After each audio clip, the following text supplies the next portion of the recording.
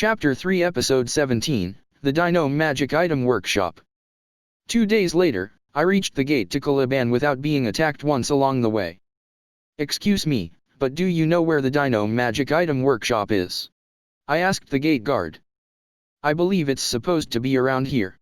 "Head east," the guard answered.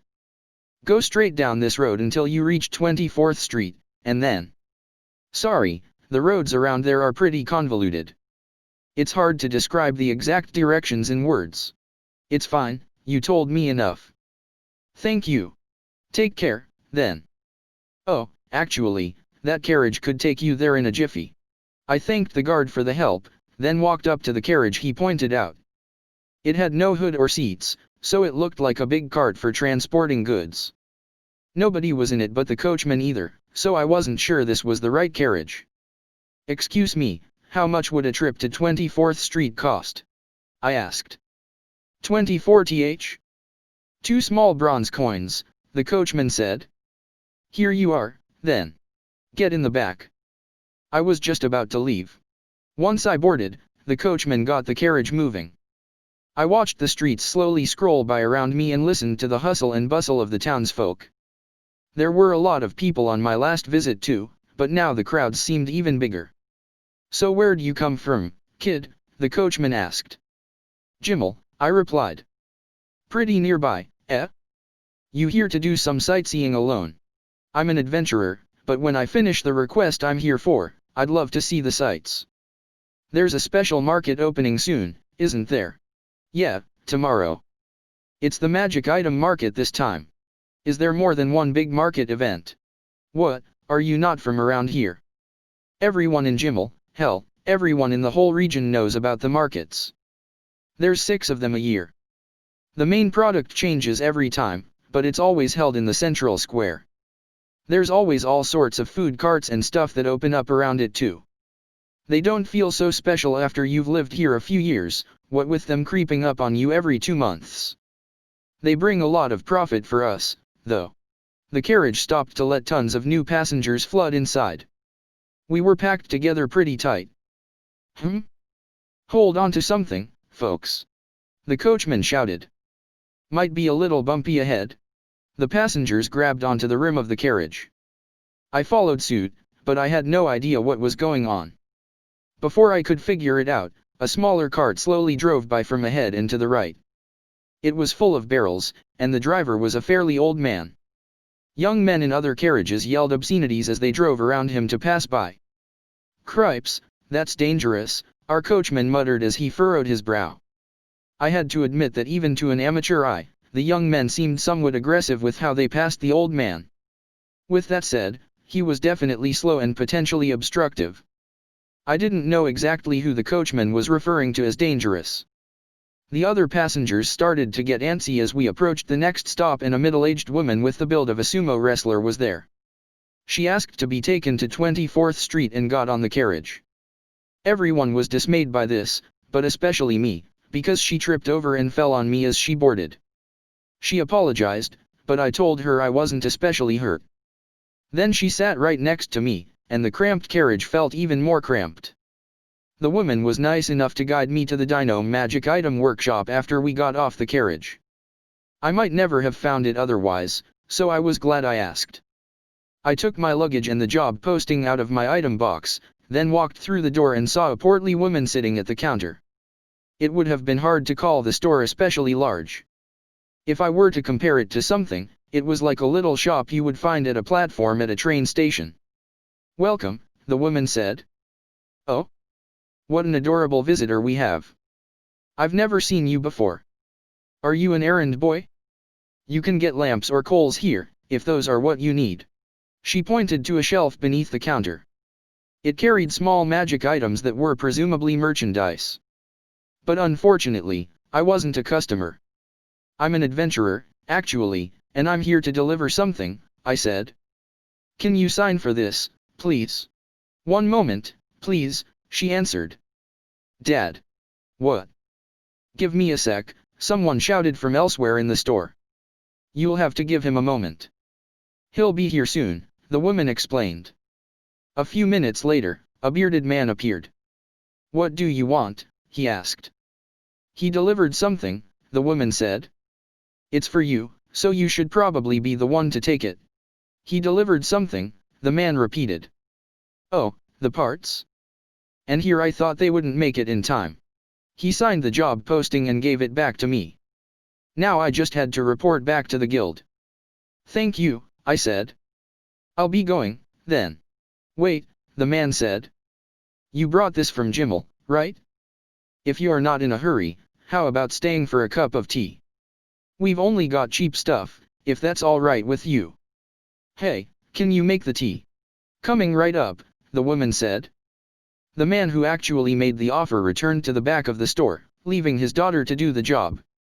I didn't want to let her work go to waste, so I stayed. When she finished the tea, I stood at one end of the counter to drink it. Strangely, it smelled like coffee.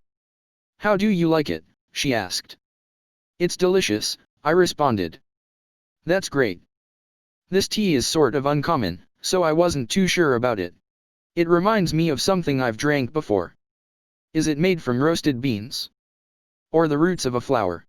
It's made from the roots of a Dante flower, apparently. I don't know much about it, but it's supposed to be good for you, she said. That meant it was probably dandelion coffee, which brought back some memories.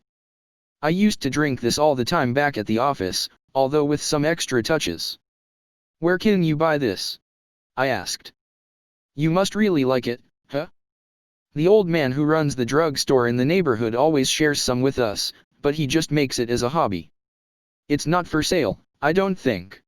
I knew what they called the flower now, so I could just get a hold of some and make the coffee myself.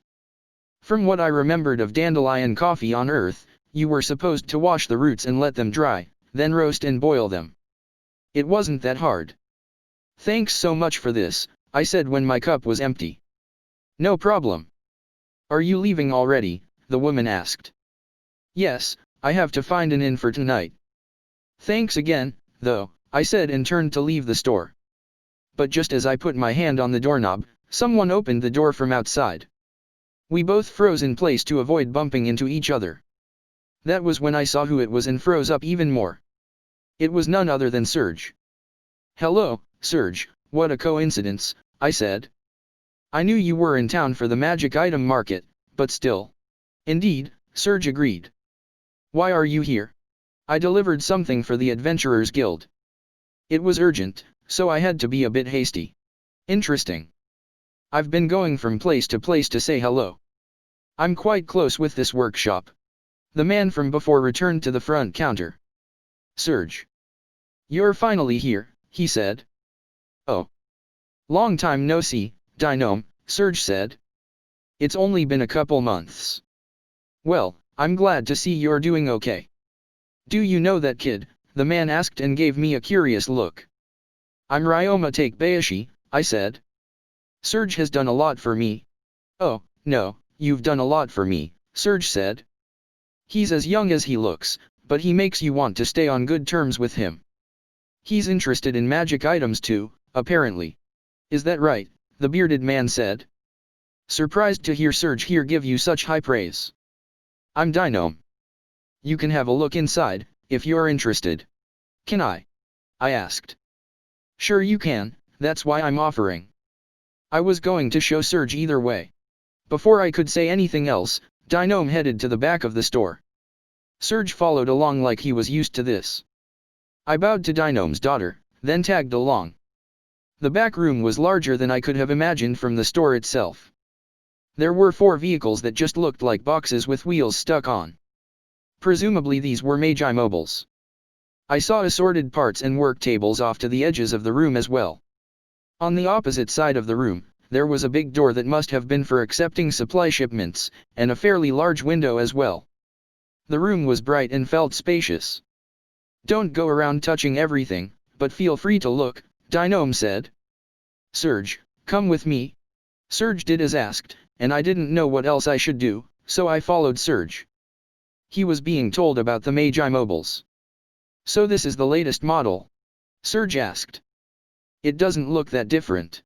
Maybe not on the outside, but it's got more power and a lighter frame, Dinome explained. Still doesn't solve the big issue, though. It can't carry goods. It can as long as they're light. We're in a bit of an awkward position. Make the frame any lighter, and we'll have to worry about durability. It's not worth sacrificing safety. Yes, that's the problem. Races will always have collisions. The subject of Magi mobile races came up a few times, so I thought they might be planning to enter one. Like maybe Dinome was the mechanic and Surge was the sponsor, something like that. I was able to follow the conversation at first, but eventually they started activating magic items and getting into deep, fanatical discussions. When they started talking about the number of revolutions the power source could do, I snuck off somewhere else. I looked all around the workshop, but to be honest, I didn't know what I was looking at for the most part. I eventually found something a bit more normal. Amidst all the box-shaped Magi mobiles, there was what appeared to be an ordinary carriage.